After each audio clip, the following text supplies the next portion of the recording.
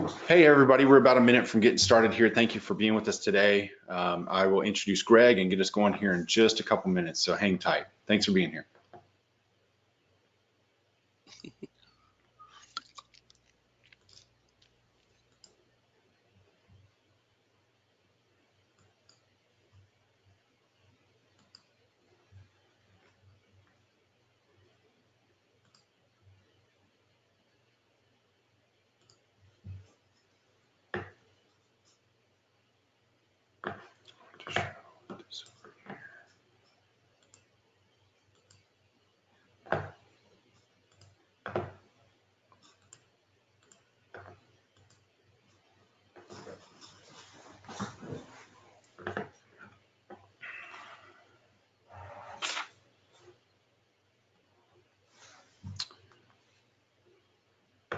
All right, so it's 1:30 here on the East Coast. It's time to get started.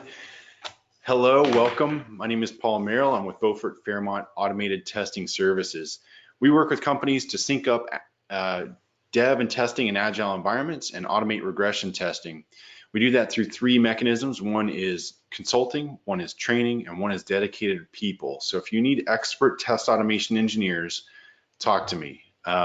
Well, I'm glad you're here today. We've got a wonderful conversation. You know, normally I do these and I'll have some type of content to bring you that's well formatted, hopefully that meets your needs, some hard skills or whatever. We, you know, and sometimes we'll have guests. And this time what I decided to do was to have a well-known figure in the industry join us, which is Greg Paskal. And I'm excited to have him here. I'm going to introduce him and we're going to get started in just a minute. You see his Twitter handle there, and we're going to have a conversation with him. So make sure to tweet under his handle or under mine. Mine is D Paul Merrill on Twitter. And anything that you think is interesting that goes on in this conversation, please make sure to tweet out there. We love participating in the Twitter sphere. So once again, thank you so much for being here. A couple points of interest. Number one, Beaufort Fairmont is working with STP Con in the fall. We're sponsoring them, and we've gotten our own 10% off just for you. It's in DC, Washington, DC. If you haven't ever been to Washington, DC, this is the way to do it. You get your company to pay for you to travel out there for training for the week or for a few days, and you stay an extra day or two to go see the town. And it's a wonderful town, wonderful place to walk around. Bring your walking shoes. My wife and I did this before we were married, and it was terrific. We really enjoyed seeing all the museums, to see the National Mall, to see some great monuments, to learn about our history of the United States here. So make sure to write that down. Take a picture right now, BFSTPCONF 18. And that's 10% off. And that's actually in addition to the early bird price. So if you get out there and register before August 24th, you get the early bird price and then 10% off in addition to that. So make sure to use this coupon code. Looking forward to that. And it helps us a great deal too at Beaufort Fairmont. I have something brand new I'm doing this time. I've created the B list. The B list, B for Beaufort Fairmont. So this is the B list, and I wanted to recognize some folks who have been good to me, who have been good to Beaufort Fairmont. Some of the people on this list have gone to 12 or 13 of the 21 webinars we've done so far with Beaufort Fairmont. And so I just wanted to say thank you. There are some other folks on here who have done things for us in the past. Maybe they've helped out with certain connections or helped out as customers. A lot of great people on here, and I really appreciate each one of them. If your name is on there, I hope you feel good about it. I really appreciate it, and the company appreciates your help in what we do at Beaufort Fairmont. So without further ado, I want to introduce Greg. I've got to make sure that I turn on his voice here. Forgive me as I'm trying to make sure I've got everything set up just right. I put him on mute, so he's probably trying to talk right now. There we go. Greg, I want to welcome you. Can you hear us? Yes, I can. Hey, Perfect. It's good to be here. Thank you. So Greg is the author of Test Automation in the Real World. He's also the creator of the METS methodology, and I have a little bit of information here about him. Also, make sure to stay tuned for the Amazon gift card giveaway at the end of this conversation. So with that, let's get into talking here. I'm gonna do a little more proper introduction for you, Greg, and try to get Right, so here we go. Greg is a natural innovator of pioneering new approaches across quality assurance landscape. Greg enjoys mentoring others in sustainable approaches to manual and automated testing. He's the author of Test Automation in the Real World and countless technical publications. Greg can be heard on the Test Talks podcast with Joe Calantonio, a really great guy, creator of the Met's Minimal Essential Testing Strategy, which I love. Greg's approach is recognized and taught by ASTQB as an effective manual testing strategy. Greg has spoken at numerous conferences, including Automation Guild, Star East, Star West, and QA Trailblazers. Greg founded the Open Test Technology Forum, encouraging collaboration and focusing on greater quality across the SDLC. Find Greg on LinkedIn and learn more about his work at metstesting.com, realworldtestautomation.com, and recognizeanother.com. Greg, thanks for being here. Wow, thanks, Paul. That was a lot of websites. It's listed in your bio that you gave me, so I had to read them all. You know, us techies, we always got our finger in something, and we're learning something new.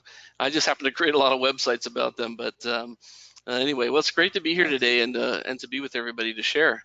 Yeah, well, thanks for being here. So I wanted to get into a couple things. I've got a few prepared questions. What I'd like the format to be is I'd like to take breaks every once in a while and have people ask questions. So folks, when you have questions for Greg or about our conversation here, you can type them into the control panel for GoToWebinar. There's a section there labeled questions. You can type them there, and I'll try to interject one of those every once in a while. So hopefully that will be good. I got a note here that maybe there's something wrong with the sound, but it sounds like you all can still hear us. Also, you have the opportunity to raise your hand. So you'll notice in the attendee section or somewhere on your control panel, you can raise your hand. And when I see that, I'm going to call on you and I'm going to unmute you, and you're going to be able to share a question with us. We've got about 30 some odd people here, and there may be quite a few others in conference rooms around the country joining us. So and around the world, I guess. Sometimes we have people from different areas. So let me get us started. Greg, you work at the Dave Ramsey Corporation. Yes. And I would like to know what it's like working there. Well, Ramsey Solutions, as it's called, it's in its 25th anniversary this year. It's a really interesting company. A lot of folks know Dave Ramsey from the radio show he does. He's had a radio program for quite a long time, helping folks manage their money and get out of debt. That's really how things got started. He's got a really amazing story of how he kind of went through bankruptcy and some pretty tough times and found a solution to get out of that. And he decided he wanted to share that with folks. And that's kind of how the radio program got started. Nowadays, we have all kinds of applications from web apps, and we have, I think, 8 or 9 different speakers speaking on everything from retirement to women starting small businesses. We've got a great guy that works with teens and young adults and helping them manage their finances. So we've got a lot of things going on here, and almost 750 team members now. It's amazing. Oh, wow. That is amazing. And I love listening to the show. I enjoy Dave Ramsey. And I think that his processes are very close to some things that I used earlier on in my adult life. So it's great. So look, what do you do there? You're in test automation. You're director of quality assurance and test automation. Did I get that right? Yeah, that's correct. Well, the QA manager, Kelly Poe, and I have known each other for a couple years. When Ramsey was ready to start considering bringing test automation in-house, they initially did a couple proof of concepts just to see if it was viable with their products. Once they had a sense, yeah, this is going to work, then they were looking for someone to come in and lead that. And that's really where I came into the picture. I've been here about 2.5 years now. It's been really great.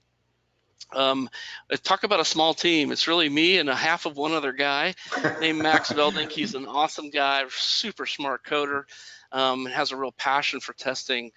But so for the last couple years, we've been really laying a great foundation and groundwork for how we're going to automate such a variety of things in-house. And that's really what we're up to right now. We're creating some pretty cool stuff, Paul. Well, and I want to hear about it. So tell me, what cool test automation stuff are you working on right now over there? Well, we're just dipping our toe into some API stuff. Actually, that's going to probably move into next year because I need some more help, and we've got to get Max over in full time. But we started like most shops do, with your traditional enter data into a field, click a button type of test automation. And I met somebody, probably a good year and a half ago, a gentleman that had moved here to Nashville, grabbed breakfast with him. And it's funny how something as simple as this really helped me to expand um, the way I thought about the automation we were creating. And this is a tip I'd love to pass to those folks that are in the area of testing and automation. He said, you have to think about your automation like a product. And so as soon as I did, I thought, well, the automation we create right now, this automation that logs into a site and maybe creates an account and does various things. Well, you and I both know that's the most expensive test automation you can write anywhere. And so we actually call that custom test automation, because generally you write it for an app, but it's not something you can roll into the rest of your products necessarily in your company. So it's a great source of test automation. It's also the most expensive, and we have decided to call that custom test automation. Yeah, I like that. So tell me a little bit about test automation as a product. So I know for myself, I think of test automation as a software development discipline, a software development practice, that we are building services or products for those who use it. And I think of the customers, and I'm probably getting way too into the question here, answering it myself. But I think of my clients, the developers there, the testers there, the product owners there, I think of as the customers for what we do. How does that work with you all? Is that a similar idea? Yes, Paul, absolutely. You have to think of those folks as your customer. We have a really unique aspect in that our automation is owned by all our manual testers. We have about 15 folks in our team now, and of course they work on various products. But I build the automation that they are responsible for executing and performing the analysis. It's why we call them test analysts, is we expect that they do analysis on the testing they're doing. And so when I think about that person as a customer, when I think about the project they're working on as a customer, it begins to help you design automation different. You start to think about it as a product. If we were building bicycles or cars or something, maybe the first time we would get out a mill and we'd start to machine wheels and all those things. But at some point we'd realize we like doing this and we want to do it more. So we would start to create processes to make that more effective, which is essentially automation, right? Yeah. So so building a great framework that's generic enough that can work across various products is a real important part of that. So our framework components actually work across all of our various automation products, even including mobile, web, API based, and other our sanity test automation, all run under the same basic framework. It's amazing that it's able to do that, but I think it helped to think about it as a product to begin with, and then we begin to build interfaces that just interact with these various different types of technologies we talk to. So when you talk about a framework for all these things, you're saying that basically you have one library of code that has an interface that you can call into to do all these different things. So you use the same library to call into an API as you do to press a button on the screen through Selenium? Kind of, yeah. So we don't actually, Selenium's a great example of it. Believe it or not, I've been in testing and automation for a long time, but I'm pretty new to Selenium, only a couple years.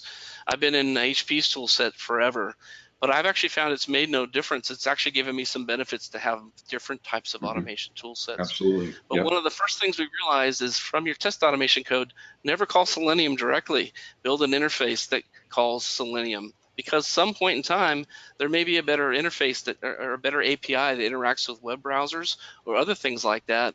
And when you have this go-between of an interface, it gives you a lot more capability, because you can always just change the interface, but the way you have that contract, or the way that you talk to the interface, is consistent all the time. You and I both know we enter data into fields, we click buttons, we do a half a dozen things a lot, and maybe a few fringe things, as well. So why not have that interface be very consistent, and then inside the interface, go ahead and make it customized to interact with Selenium or Appium or whatever other tools are appropriate. And our whole framework is built upon Ruby. I think that's an important part to state. So I'm even new to Ruby, just a couple years in it as well, but it's been pretty good language. And people love Ruby. A lot of people really enjoy Ruby. You mentioned about the interface, and we were talking about how software test automation is a software development activity. That's what it is. We are professional software development engineers if we take this seriously. Yes. And we focus on one particular domain, which is test automation and that particular set of problems. And it means that we have a certain set of tools, a certain set of experience that are all focused on solving this problem set. One of the things you mentioned there was very much something that you see in software development, which is how often do you see products built with an interface so that we can switch out components often? So one of the examples that I've seen a lot with clients' applications is an email service, for instance. Mm-hmm. A payment service would be another one of those cases. And we'll build an interface, or the developers will build an interface in front of that, so that if we want to change out that email service, the email provider, if we want to change out the payment provider, it's very easy to do. We just have the same calls into it. The rest of our code doesn't have to change. But these types of concepts are ones that I know I don't see enough in good test automation. I don't see them enough. And I think that these are some patterns that we can learn and adapt to and grow in. What are your thoughts on that? I agree, Paul. I think this goes to some of our earlier comments that you need to think of your automation as a product. And if you're going to build a product, it's something you're going to want to sell and market to other folks to use. When you start to get your mind around that idea, you begin to build things different. Mm-hmm. When you begin to build automation that's so specific that it's tied to a specific application, you may complete the project in in a time, but you kind of backed yourself in a corner too. So if you can back up from that and say, hey, look, at the end of the day, I want to at least be able to interact with any type of website and build my framework to handle that, you're going to approach it from a different perspective. Then step back further from that and realize this is sometimes the reason I don't call myself a test automation engineer. I think of myself as an automation engineer, because even that broadens out the possibility. I build tools that allow me to automate things through a variety of different things. And a big part of that is testing, but sometimes I even automate processes. Right. Yeah, and I'm right there with you. I think a lot of what you say just makes so much sense. There's a question here. I'm going to go ahead and ask it. This is from Bill, and you guys feel free to type these in. I'll take a break here and there to get questions as they kind of pull up here. Bill asks, am I hearing you correctly? Am I hearing you say that QA engineers should also be developers? I think test automation engineers. Give me that question one more time. I want to He make sure I says, got it. am I hearing you say that a QA engineer should also be a developer? No, that's not what I'm saying. Actually, I think a test automation engineer should have some dev chops to them. They should be pretty good. But you know what I would say a test automation engineer needs to have before that? They need to be a great QA engineer. So in order to be a great test automation engineer, you should be a good test engineer. And then along with that, certainly your dev chops come into place, and that's important. I'm not belittling that, but I feel pretty firm on that. I'm the same way, and you and I talked about this a little bit in kind of our preparation for this. And one of the comments that we said is that test instinct, the test profession, the test knowledge and skill set is so important to test automation. And I think this actually dovetails nicely into something else you were saying about why are we doing test automation? How do we build something for a customer? I see so many clients that are doing test automation because they're doing test automation, right? Yeah. We're doing it because we're doing it, right? And I call it the quest. I call it the quest for green. It's all about just getting green and not testing anymore. Right. And I have the question so often, what should I automate and what should I test? And one of the tools that really helps me a lot and that I give out to clients is your METS process. And you have some tools in there specifically for deciding what to test. And I think those can be helpful for deciding what to automate as well. Yeah. Well, let me talk a little bit about that. So, by the way, what I'm about to share for those folks listening is all available free online. Just go to metstesting.com, and you're able to get all of these resources. I'm going to go ahead and pull up a Mets grid here. Give me one sec. All right, so I'm going to share my screen. Let's see. Can you guys see that here? We can, yeah. All right. So what I want to show you here is initially this document that you're looking at, you can see it's very Excel-like. This started off as a yellow tablet sitting next to my desk. while I was working for Kinkos.com out in California. I was in that classic place of being a new manual QA engineer and having to test things sometimes in a very short amount of time frame. And what I ran into was I found that in the midst of that, oh my gosh, I have to get this done in an hour. Sometimes I would miss the obvious things just because it was kind of a panic to get things out the door. So through that, I began to write down on this tablet, hey, if all else fails, make sure this works or this works or this works. And soon I translated it into an Excel spreadsheet, and it evolved to a document that looks like what you're seeing here. Now, MET stands for Minimal Essential Testing Strategy. And that, of course, is based upon the premise that you can't test everything. A lot of folks feel the pressure to test everything. And if you are in a place where you've got folks putting you in that, where no defects can go live or whatever, you've been set up for the impossible. METS is really this idea that if I've been given an hour or 2 hours or 4 hours, the way that I have it laid out, so for instance, in this METS grid, I have a category, and this first one, let's assume we're testing an e-commerce solution. So it has a category called accounts. And maybe one of the critical tests is, can I create an account and can I log into the account? So imagine I have a dev come to me and he says, hey, I had to change this. This has got to go live literally in 20 minutes. It's mission critical. What I would do is, since I've been building this METS grid over time, I would know, well, here are the things I'm going to test if all else fails, these things in this critical column.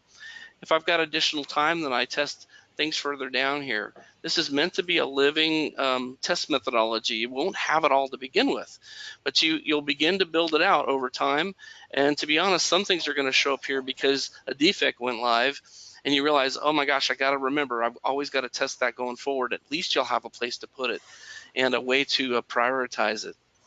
So how METS ties in really well with automation, if I can go down to that next space, is when it comes to automating, it's important to automate the right things. And I don't really believe in automating everything. I'll let you know. Again, there are some folks that will try to do that. I think you're going to spend an awful lot of money to do that and maybe have tests that really don't do a lot. So the way we handle it here at Ramsey is things that are in the critical column become candidates for automation.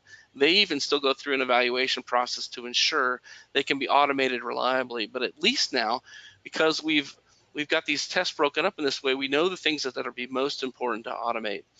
So for instance, if it was creating an account, we would go ahead and build out the manual test case for this, probably would live in this same spreadsheet. And from that, we would go ahead and build the automated test case. And this has worked out fantastic here at Ramsey. Yeah, there are so many factors involved regarding how we decide what to test, right? So in that case, it looked like you were looking at things in terms of, is it importance or risk? What was the category? We have critical, high, medium, and low. And what are those values of, if you had to categorize those terms? Is it importance or priority or? It is. I mean, it's based upon a lot of those things. Yeah, the critical is usually something you want to work with your business folks or other folks that have vested interest in.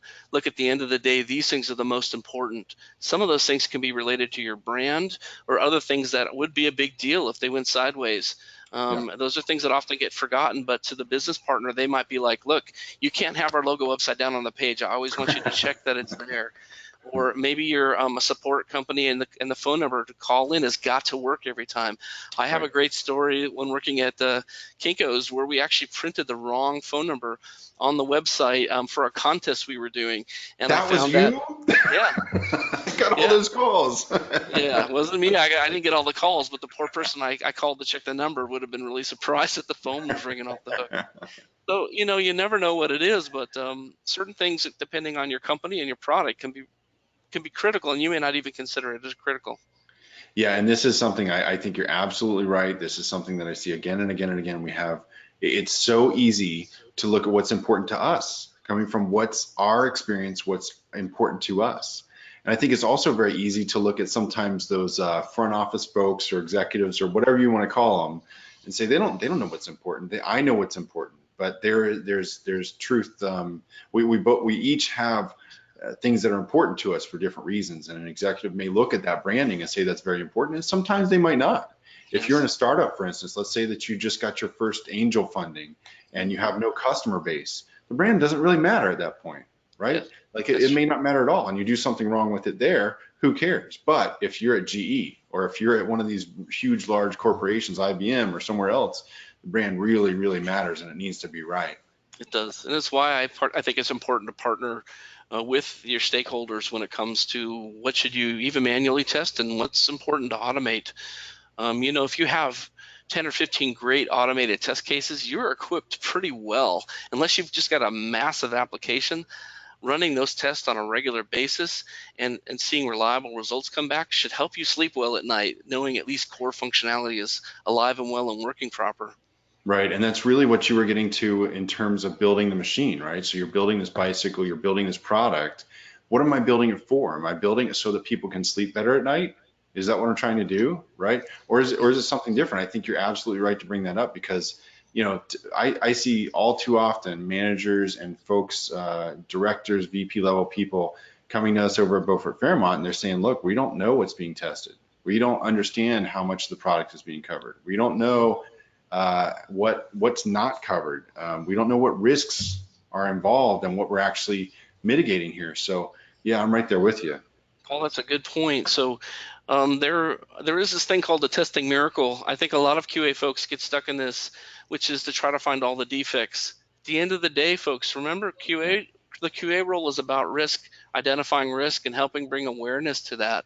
And if you set that expectation early on, it's going to kind of help everybody be happy because it removes that pressure that you have to find every defect. You're not going to find them. So you should be Yeah. comfortable with the fact that things are going to go live.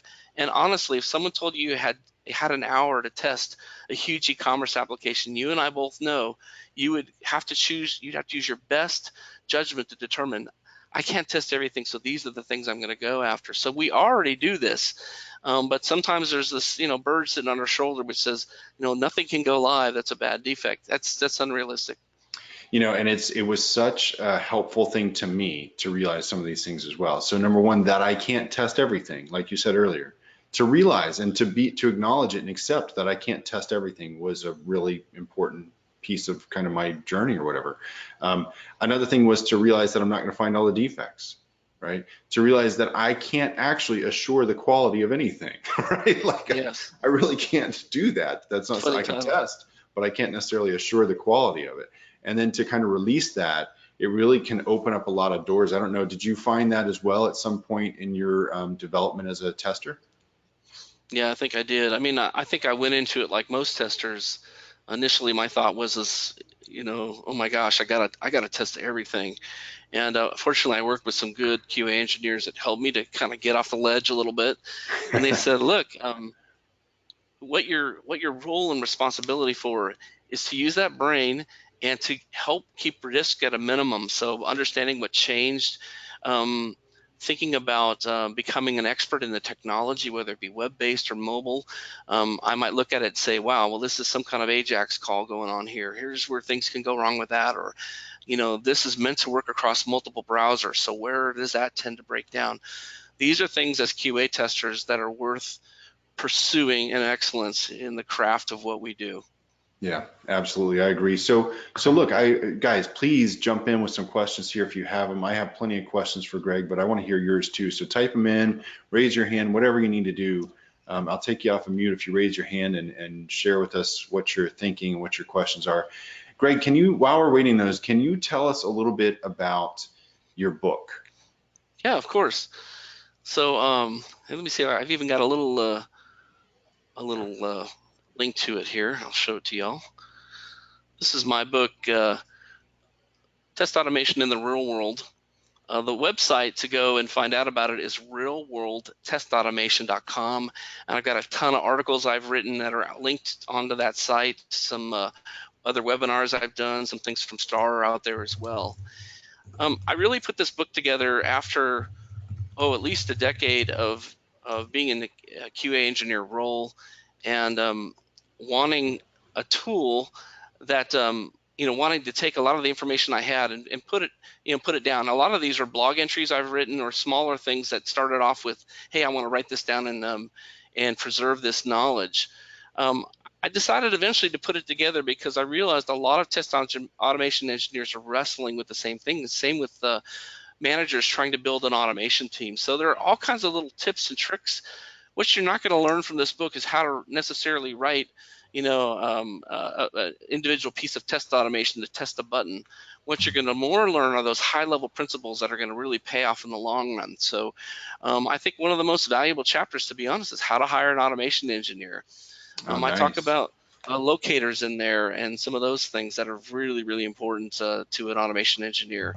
I talk about the testing miracle and how we've got to kind of get away from that and some of those sort of things.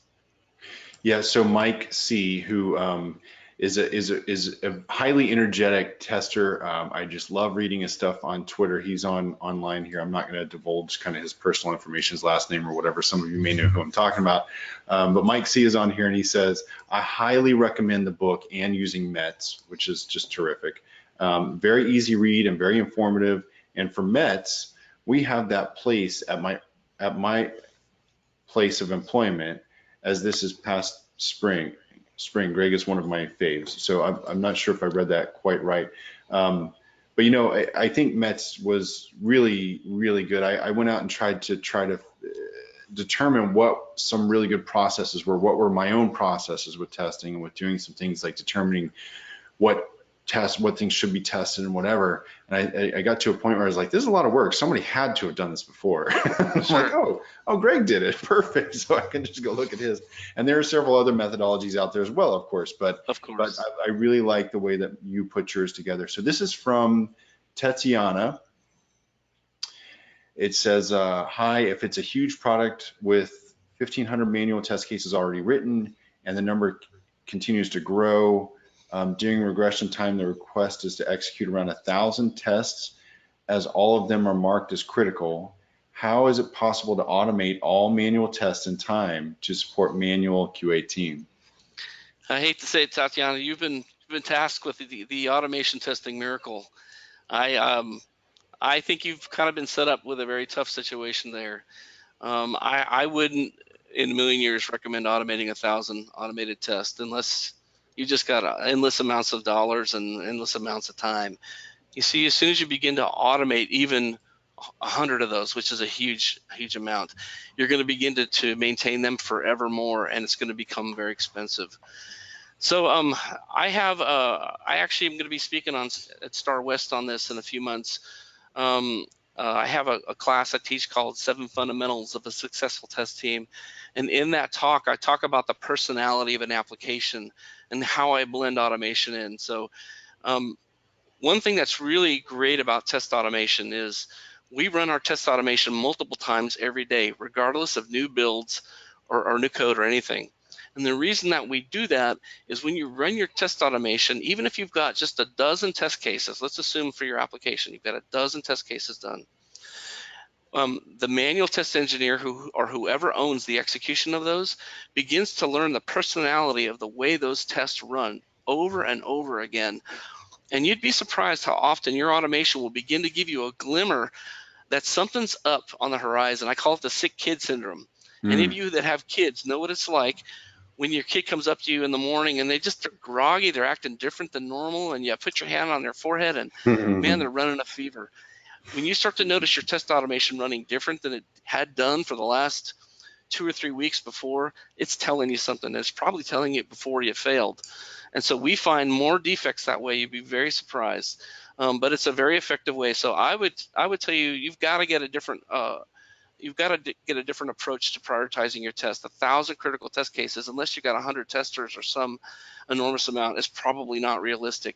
But what you're in is very common, and that is the cycle of continuing to write endless amounts of test cases and the test suite growing gigantic. I bet you got a binder this big sitting somewhere full of those, and I feel for you. It's just one of those real common things that happens for QA teams.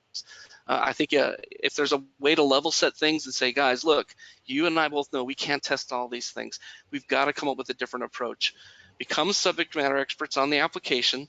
Take those test cases and consider how you could like you could rewrite the terminology for it down to a single sentence or something that would remind you, like, this test does this.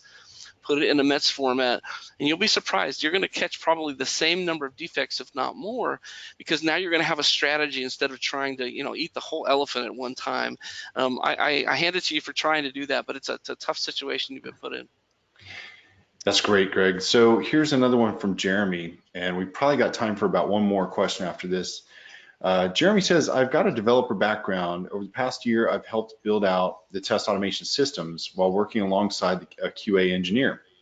Mm-hmm. What suggestions would you have for me to transition into a QA automation engineer type of role? Are there specific trainings or credentials one should attend or earn? I love that. So you're in a dev role right now and you're helping QA and you want to kind of stick in that, you want to get into that automation role. Well, you've already got the chops in dev, which is great.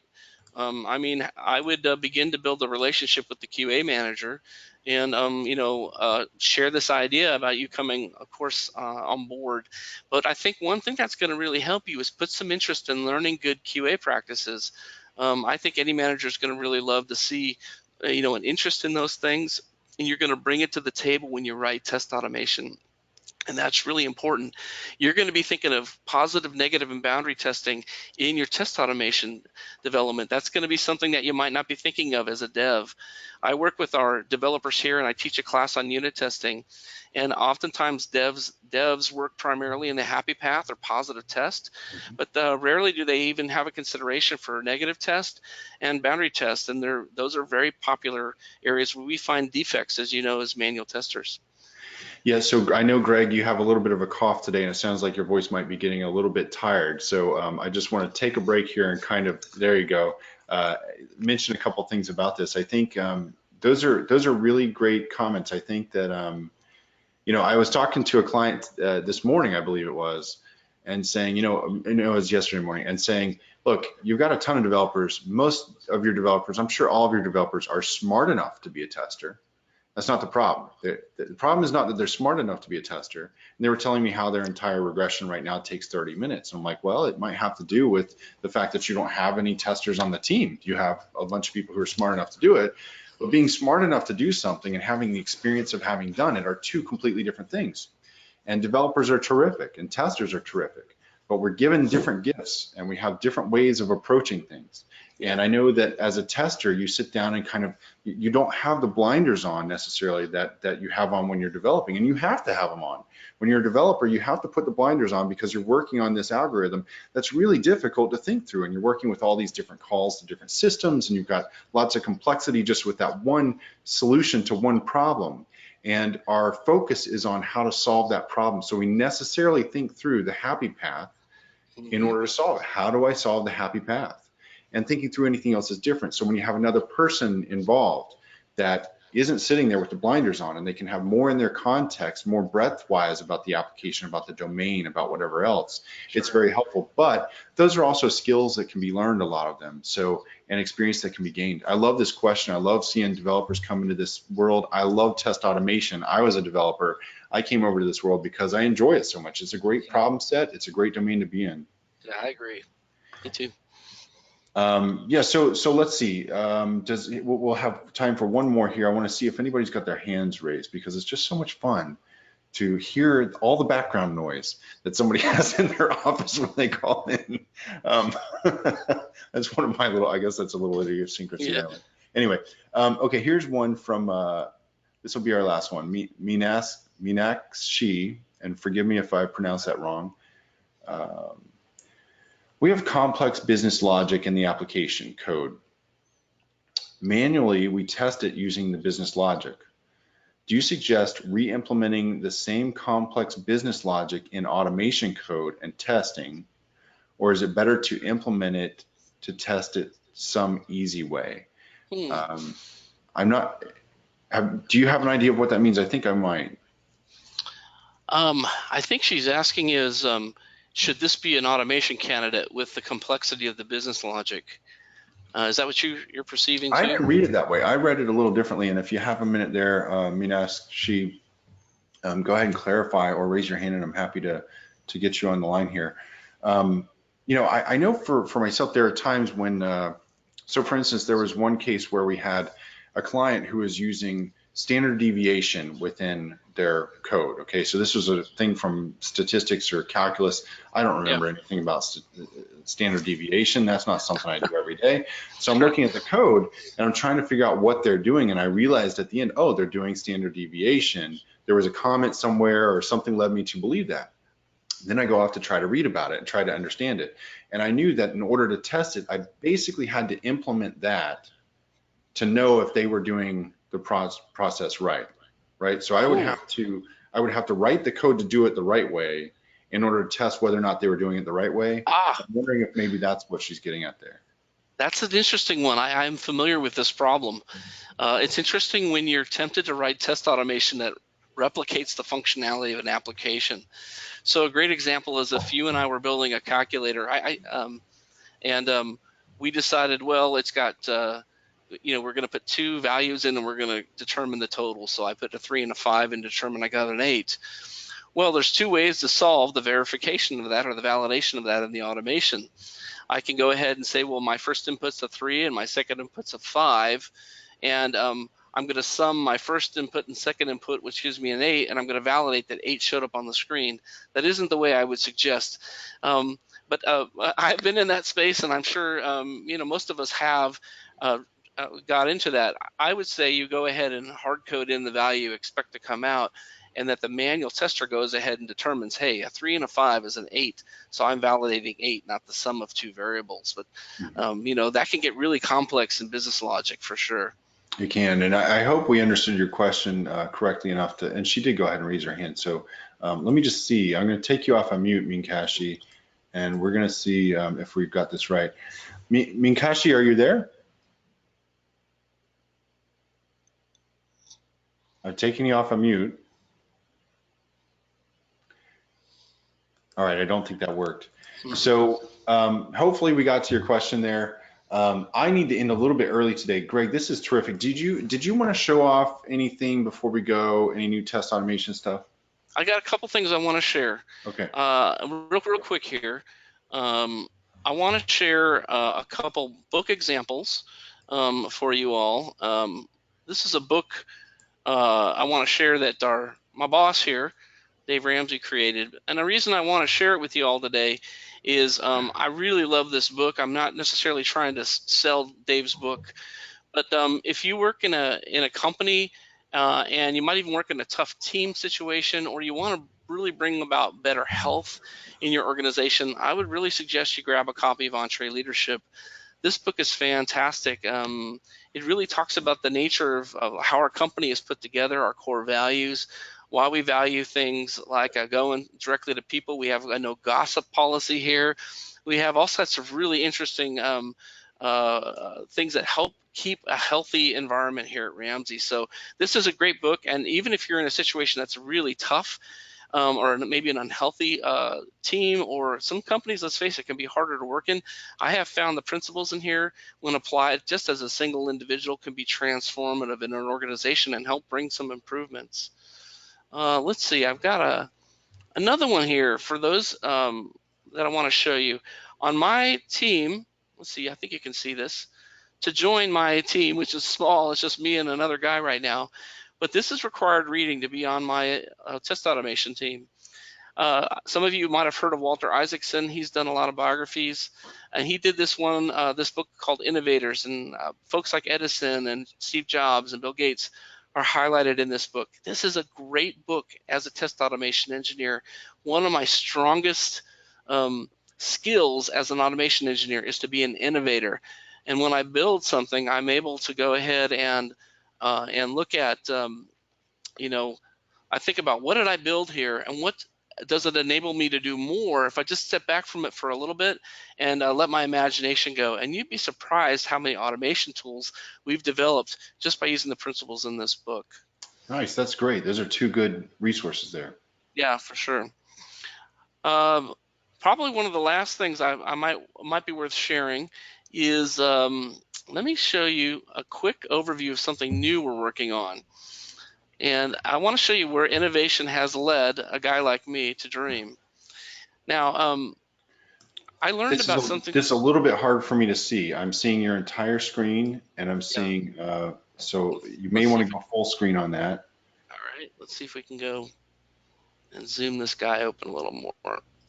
I know it's pretty small. Um, what I want you to see here is something now we're really experimenting with quite a bit at Ramsey, which is test metrics. What we've done here is we've taken the data coming out of our automated tests and we begin to put them in a data warehouse. And through that, we're able to mine some very fascinating metrics out about the nature of our test. So these are individual products that we've been running testing on. And you can see this line below is actually test runs. This is a one run over another. And you can see a particular purple line here is kind of highlighted. We have a problem with this particular test. Probably hard to see where you're looking right now, but it brings some insights into the nature of one test run over another, which is something that a lot of engineers don't really get a chance to consider. But I want to put some emphasis on it as we're kind of getting to the end of the talk here. Something I learned at a Google conference a couple years ago, as we were just about done with the conference. This was called the GTAC conference. They don't have it anymore. I hope they bring it back. Google looked at all of us engineers, automation engineers, and they said, you need to learn to measure everything, and you need to begin to put it somewhere where you can make sense of it.